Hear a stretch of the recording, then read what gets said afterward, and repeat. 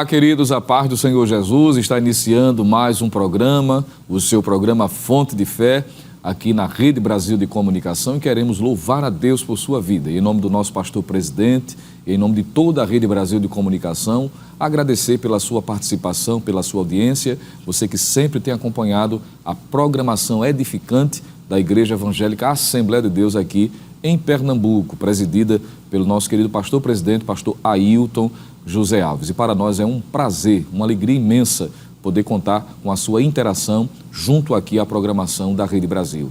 E a proposta deste programa, como sempre tem sido, tem como finalidade estarmos juntos crescendo no conhecimento da Palavra de Deus, edificando a nossa fé em Cristo Jesus e buscando cada vez mais estar bem pertinho dele. De modo que nesta oportunidade, baseado no livro ou no Evangelho escrito por Marcos, capítulo de número 4, dos versículos 35 ao versículo 41, nós queremos estar meditando sobre o seguinte tema: a pedagogia da tempestade. Estaremos lendo este texto, convidamos você para ler juntamente conosco neste instante. E naquele dia, sendo já tarde, disse-lhes: passemos para a outra margem. E eles, deixando a multidão, o levaram consigo, assim como estava, no barco, e havia também com ele outros barquinhos. E levantou-se grande temporal de vento, e subiam as ondas por cima do barco, de maneira que já se enchia de água. E ele estava na popa, dormindo, sobre uma almofada, e despertaram-no, dizendo-lhe: Mestre, não te importa que pereçamos? E ele, despertando, repreendeu o vento e disse ao mar: Cala-te, aquieta-te. E o vento se aquietou e houve grande bonança. E disse-lhes: Por que sois tão tímidos? Ainda não tendes fé? E sentiram um grande temor e diziam uns aos outros: Mas quem é este que até o vento e o mar lhe obedecem?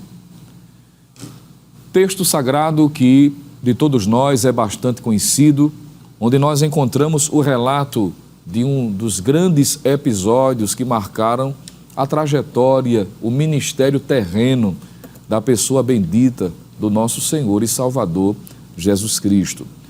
É um texto que nos aponta para uma realidade de que nos ensina muito a partir de uma experiência vivida pelo Senhor Jesus e, em especial, os seus discípulos que com ele estavam.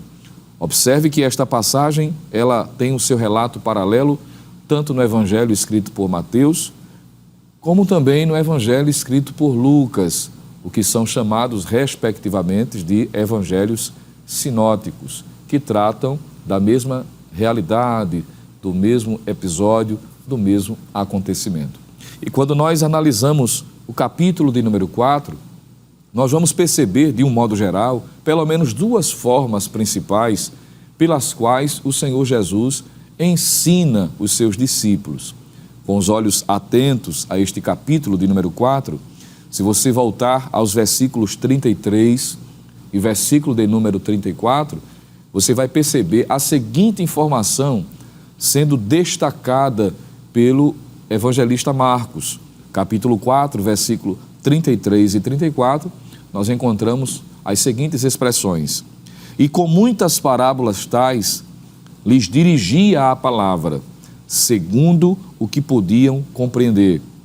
E sem parábolas, nunca lhes falava, porém, tudo declarava em particular aos seus discípulos. Veja que aqui está destacado uma das principais formas pelas quais o Senhor Jesus ensinava aos seus discípulos, através dos seus discursos, através das suas mensagens pronunciadas de forma simples, objetiva, mas tendo um conteúdo edificante, profundo, o que ficava mais fácil de compreender pela forma em que Jesus ele falava, visto que o texto diz que ele sempre falava através de parábolas. A propósito, neste capítulo de número 4, nós encontramos várias destas mencionadas pelo Senhor Jesus. No capítulo 4, a partir do versículo 1, nós encontramos ele falando sobre a parábola do semeador. No capítulo 4, do versículo 21 ao versículo 25, está retratado a parábola da candeia. No capítulo 4, versículos 26 ao versículo de número 29, é mencionado a parábola da semente. E dos versículos 30 ao versículo de número 32, está aqui mencionando a parábola do grão de mostarda. Veja que nesse dia, a agenda de Cristo, ela estava bem preenchida, em que ele trouxe diversos ensinamentos através das parábolas, das histórias contadas pelo Senhor, com o propósito de trazer um esclarecimento das principais verdades espirituais do reino de Deus. Observe que, como um bom professor, ele se utilizou frequentemente desta forma, deste recurso, através de parábolas, histórias fictícias, mas que traziam profundas realidades espirituais. Isto durante todo um dia é a principal forma destacada em que o Senhor ensina aos seus discípulos. Mas perceba que eu mencionei que neste texto salta aos nossos olhos duas formas principais pelas quais o Senhor ensina. Ora, por meio das suas parábolas, os seus ensinamentos propriamente dito, mas observe que a partir do versículo 35 vai entrar à tona, vai surgir uma outra forma peculiar pela qual Jesus sempre ensinou durante o seu ministério terreno, e me permita ser bem incisivo, ainda hoje ensina aos seus servos, que é através da tempestade ou através das circunstâncias adversas. Daí o tema desta reflexão, a pedagogia, os ensinamentos da tempestade. Jesus não ensina apenas através dos seus discursos, através das parábolas contadas, mas ele percebe a extrema necessidade de ensinar aos seus servos, em especial neste texto, os discípulos, a quem ele havia chamado com o propósito de serem trabalhados para dar continuidade ao que ele iniciou, a necessidade de aprender lições que na beira da praia, ou seja, na areia, não seriam apenas suficientes. Diga-se de passagem, você há de convir comigo que há situações que aprendemos, claro, ouvindo, a saber de pessoas que passaram por determinadas experiências, e é possível aprender coisas simplesmente ouvindo, e o que eu chamaria num campo teórico, né? Ouvindo apenas palavras, ensinamentos que são importantes, obviamente, mas tem coisas na vida cristã de que a gente só aprende na prática, na sua praticidade. E Jesus sabia disto.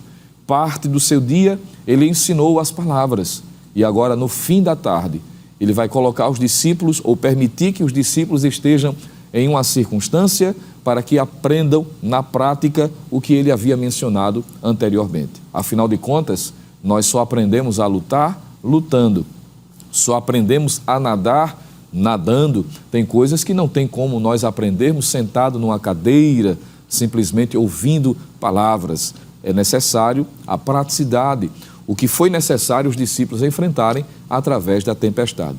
A propósito, quando nós falamos de tempestades, estamos falando de momentos adversos. É muito comum, na linguagem cristã, usar-se dessa expressão para retratar uma luta, uma dificuldade, um problema.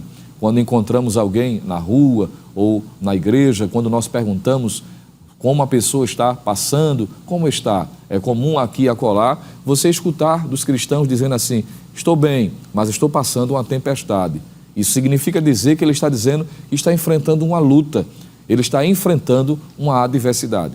Mas entendamos de que quando Cristo nos permite passar por essas tempestades, é com o propósito de trazer ensinamentos. Ele quer nos levar a um conhecimento mais profundo da sua pessoa e uma total dependência dele. Isso significa dizer de que as tempestades em nossa vida são investimentos de Deus. Não é acidente de percurso, é Deus trabalhando em nossa vida. E quando nós analisamos este texto sagrado, nós vamos perceber algumas características desta tempestade vivida pelos discípulos que se assemelha a situações que nós enfrentamos.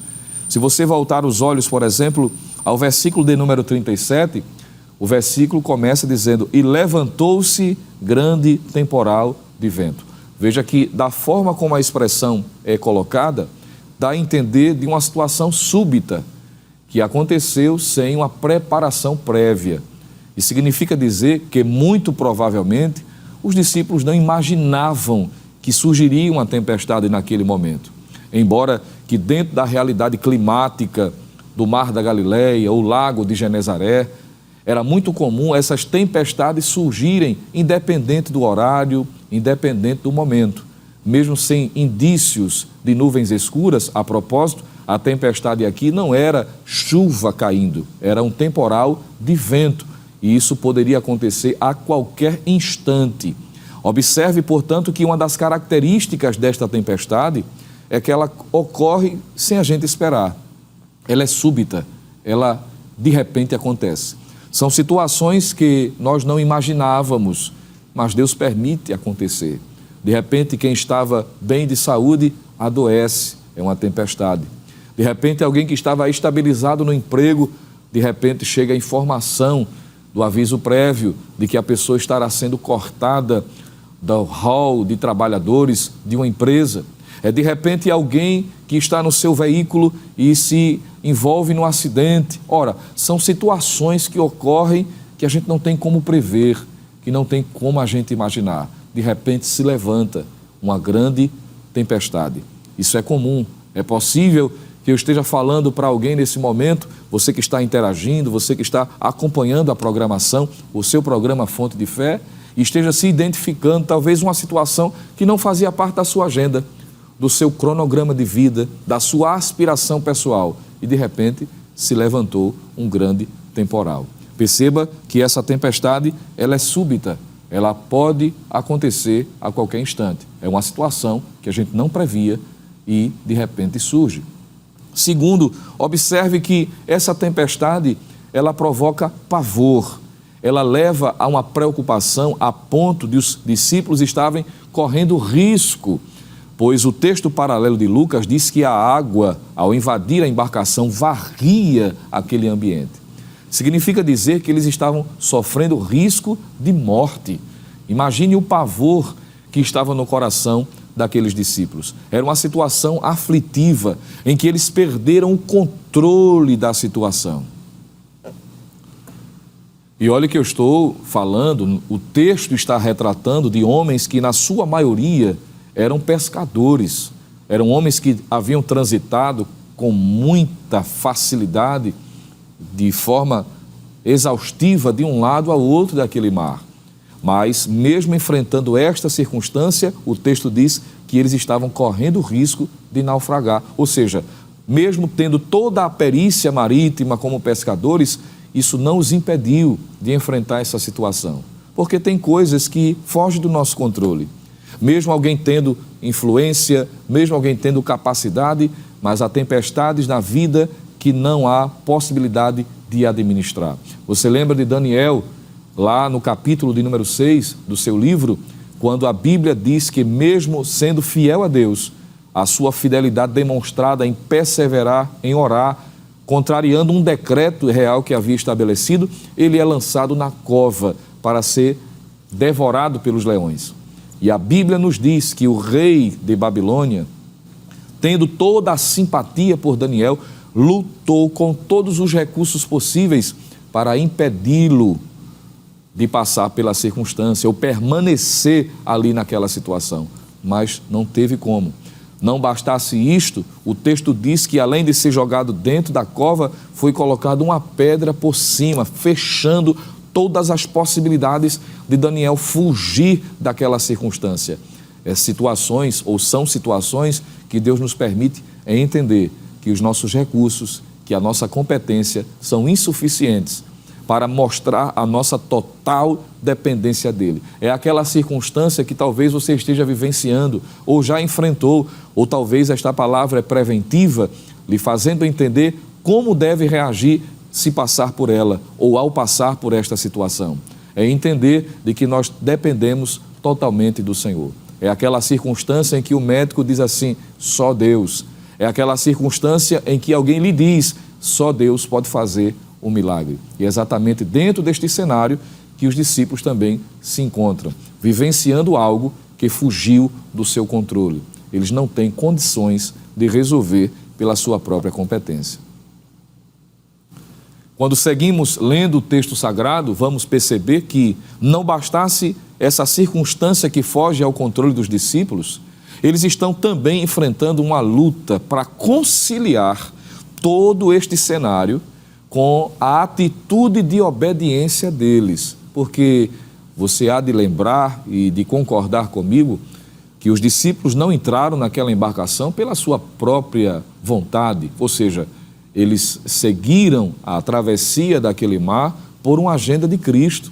O texto diz que o Senhor Jesus os reuniu e disse para eles: passemos para outra margem. Ou seja, eles empreenderam viagem em obediência à ordem expressa do Senhor Jesus. Significa dizer que eles estão exatamente onde deveriam estar, obedecendo à ordem de Cristo, que disse: entre no barco, entremos na embarcação e passemos para outra margem. Se fôssemos perguntar, eles estavam obedecendo claramente à ordem expressa de Deus? A resposta é sim. E aí onde é que está a grande dificuldade que passa na mente dos discípulos? É conciliar.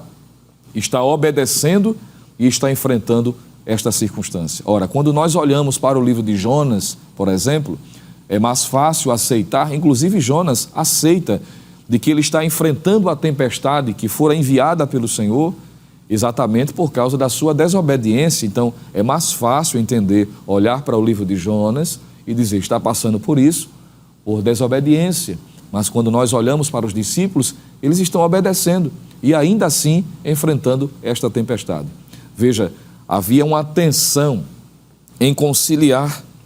Você lembra de Asaf no Salmo 73, que teve igualmente esta dificuldade de conciliar toda a dificuldade que ele estava enfrentando em razão da sua fidelidade, a ponto de dizer neste mesmo Salmo que faltou pouco para que os seus pés se desviassem, para que ele saísse da vontade do Senhor, porque ele começou a se comparar com os que estavam à sua volta, e os que estavam à volta eram ímpios. Ele olhou para o vizinho da direita, olhou para o vizinho da esquerda e disse: ora,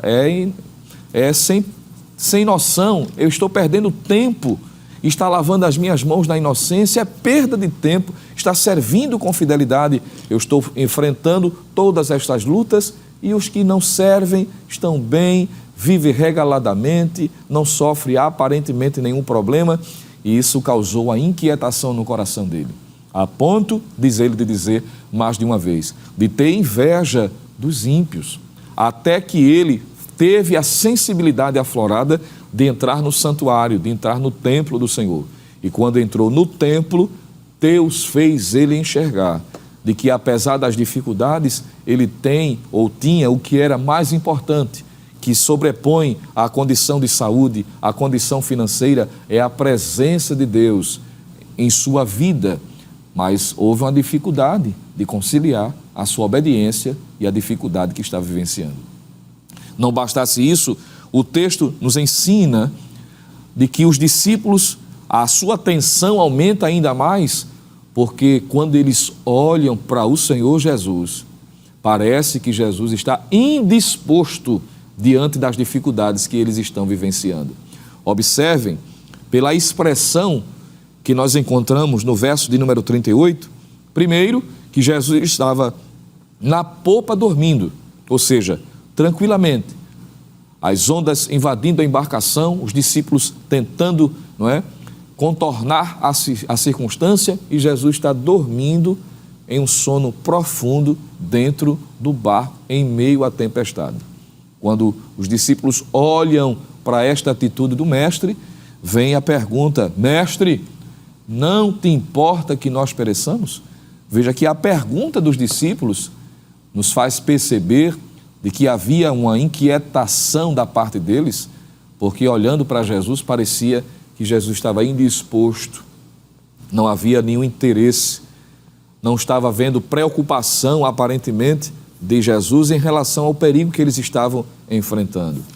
Você já teve essa sensação de que aparentemente parece que Jesus não está nem aí, nem interessado? O céu está de bronze, é aquela linguagem que a gente sempre usa, não é? Por mais que a gente clame, por mais que a situação seja urgencial, e alguém diz: mestre, Senhor, será que o Senhor não está atento, não se dá conta da situação? Ou o Senhor age, ou eu irei morrer. Talvez é uma circunstância que você está enfrentando, mas lembre-se, Deus permite tudo isto com a expressa finalidade de nos ensinar. E em meio aos gritos, ao pedido de socorro, da angústia dos discípulos, Jesus se levanta, não como alguém que perdeu o controle, não como alguém que foi pego de surpresa, mas poderíamos usar uma expressão de um hino antigo, que muito cantei na minha época de juventude, é que Jesus se levanta calmo, sereno e tranquilo. Porque aquilo que foge do nosso controle continua debaixo da ordem de Cristo Jesus. Aquilo que foge do nosso controle está subordinado à vontade soberana do Criador. E com uma expressão, sem muita coisa a falar, a Bíblia diz que Jesus repreende o vento e acalma o mar. Ele dá uma palavra de ordem e resolve absolutamente a circunstância. O que é isto, senão o Senhor demonstrando aos seus discípulos o poder, sua capacidade de resolver as situações mais adversas?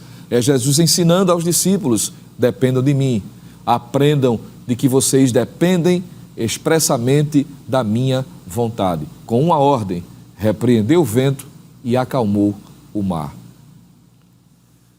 O que eu acho surpreendente é que, quando a bonança é estabelecida, que a propósito ela é na mesma proporção da tempestade, porque você observa o texto, diz que se levantou um grande temporal de vento. E quando o Senhor dar a ordem, se estabelece uma grande bonança. Veja que é proporcional ao problema. Isso significa dizer que quanto maior a sua luta, maior também será a bênção. Se a sua dificuldade é grande, a providência também será grande. Se a situação é adversa e você está dizendo: grande é a tempestade que eu estou enfrentando, prepare-se, porque Deus também vai estabelecer uma grande bonança, um grande milagre, uma grande ação, e o nome do Senhor vai ser glorificado. E quando Jesus estabelece a grande bonança, agora quem faz a pergunta é Ele. E a pergunta que Jesus faz aos discípulos é intrigante, parece sem sentido, parece indevida, porque Ele olha para os discípulos e diz: por que sois tímidos? Ainda não tendes fé? Ora, ser tímido aqui no texto não tem nada a ver com aquele traço de personalidade que eu tenho, que você pode ter, de ser alguém tímido, não é? Que não tem tanta facilidade de se expressar em público nesse sentido. Mas a timidez aqui traz a ideia de falta de fé, de alguém que não tem condições ou não está dando demonstrações suficiente pública da sua fé verdadeiramente.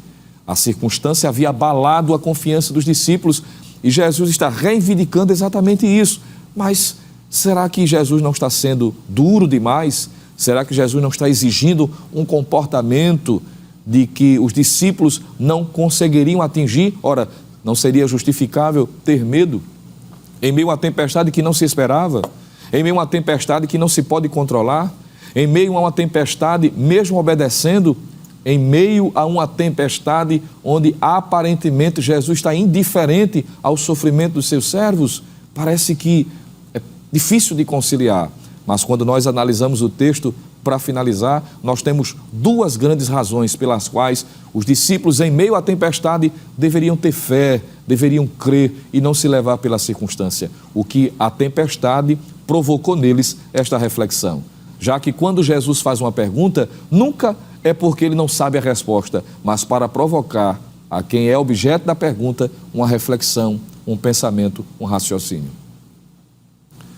Eu finalizo dizendo de que os discípulos deveriam crer, confiar em meio à dificuldade, às tempestades, primeiro por causa da promessa. Observe que Jesus disse: passemos para outra margem. Ele não disse: ficaremos na metade. Ele não deu a possibilidade de chegar do outro lado. Ele deu certeza, ele deu garantia. Ora, pela promessa, por mais que a circunstância fosse contrária, os discípulos deveriam continuar crendo. Ele disse que nós chegaríamos do outro lado. Então vamos chegar. Se ele prometeu, a Bíblia diz: retenhamos firmes a confissão da nossa esperança, porque fiel é o que prometeu. E em razão da promessa, os discípulos deveriam crer e confiar nele. Segundo, por causa da presença de Deus. Ora, mesmo em meio à tempestade, Jesus estava presente. E a presença de Cristo em nosso barco não significa ausência de lutas, mas significa certeza de milagre. Ora, a presença de Cristo conosco nos faz crer no impossível, de modo que, em razão desta tempestade, os discípulos passaram a conhecer mais do caráter de Cristo e da sua competência, visto que, a respeito do Mestre, eles chegaram a se perguntar: quem é este que até o vento e o mar lhe obedecem? Havia a necessidade deles conhecerem mais de Cristo, e a tempestade fez com que eles se aproximassem ainda mais, entendendo o caráter divino e, sobretudo, a sua competência. Significa dizer, caro amigo, meu irmão, minha irmã, de que as tempestades não têm como propósito de destruir a sua vida. Não é porque Deus tem prazer em ver você chorar, em ver você sofrer, mas de alguma forma Deus está transformando o mal em bem e nos fortalecendo através das circunstâncias, visto que há lições que nós não aprenderíamos se ficássemos somente na teoria. Ele nos leva às circunstâncias mais adversas para que possamos aprender quem é mais o Senhor Jesus, conhecendo mais dele, conhecendo do seu caráter e do seu poder. Vamos orar nesse instante, acreditando e confiando na graça divina, e sabemos que aquele que começou a boa obra, ele há de aperfeiçoar. Pai das luzes, querido Senhor, Deus eterno, Pai de nosso Senhor e Salvador Jesus Cristo, nós te louvamos pela tua graça, Senhor, pela esperança renovada e fortalecida pela tua palavra esta que nos ensina que em meio às dificuldades o Senhor tem um caminho, como diz o profeta Naum, usado poderosamente por ti, dizendo que o Senhor tem um caminho na tormenta. Ó Deus, como é bom entender que em meio às circunstâncias o Senhor está nos ensinando, o Senhor nos está revelando a sua grandeza, a sua natureza, a sua capacidade e nos fazendo entender mais, nos aproximar mais de ti. Continua abençoando os teus filhos, aqueles que choram, que estão passando por dificuldades, tentando conciliar algumas coisas, vivenciando turbilhões de pensamentos contrários em razão a situações que fugiram do seu controle. Mas tu tens poder e com uma palavra tudo podes resolver. É por isso que já te pedimos, estenda as tuas mãos de bondade, e é por isso que já te agradecemos, porque sabemos que a grande bonança está sendo estabelecida na vida dos teus servos, e é por isso que já te agradeço, em nome de Jesus. Amém. Glória a Deus. Que alegria poder estarmos juntos em mais um programa Fonte de Fé. Não saia daí, continue sendo abençoado pela programação da Rede Brasil de Comunicação, e até o próximo programa Fonte de Fé. Que a graça do nosso Senhor e Salvador Jesus Cristo, o amor de Deus, o nosso eterno Pai, a comunhão e as divinas consolações do Santo Espírito seja sobre cada um de nós, agora e para sempre. Amém.